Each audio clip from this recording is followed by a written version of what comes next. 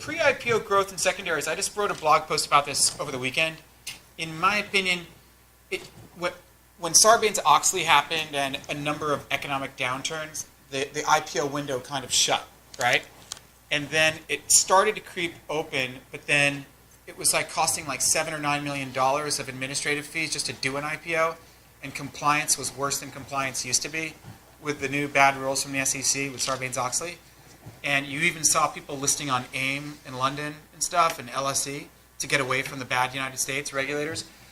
That's no longer the reason that we're not IPOing. The reason people don't IPO now is that you don't have to.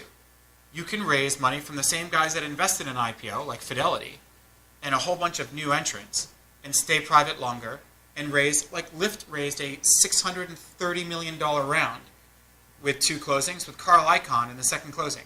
Carl Icahn's an IPO guy, where now he's a private equity guy investing in this pre-IPO stuff. And some people get it confused with venture capital.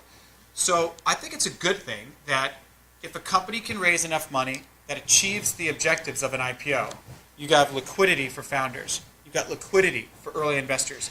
You got liquidity for some of these later investors.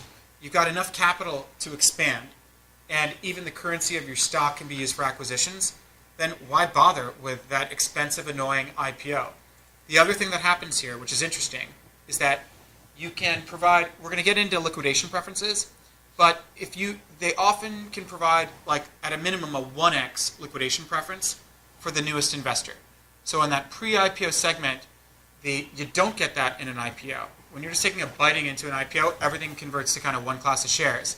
So there's no parachute. Here, if the Qatari Sovereign Wealth Fund, they invested in Uber at I think it was a $39.5 billion pre.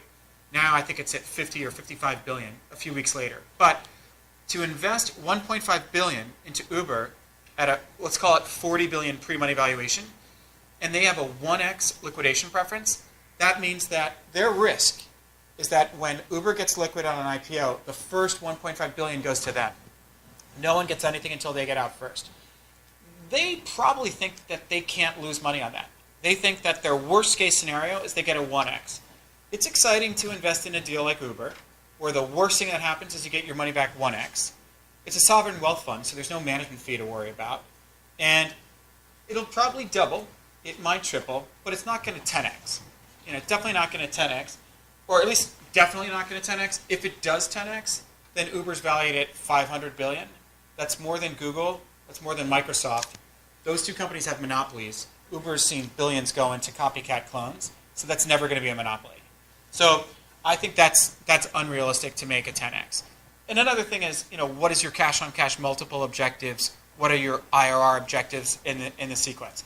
But anyway, this might have been boring for you, and you might think that you knew it all, but I think it's good to walk around confidently understanding what you think the differences are when people are having these discussions, or even asking you, where do you play?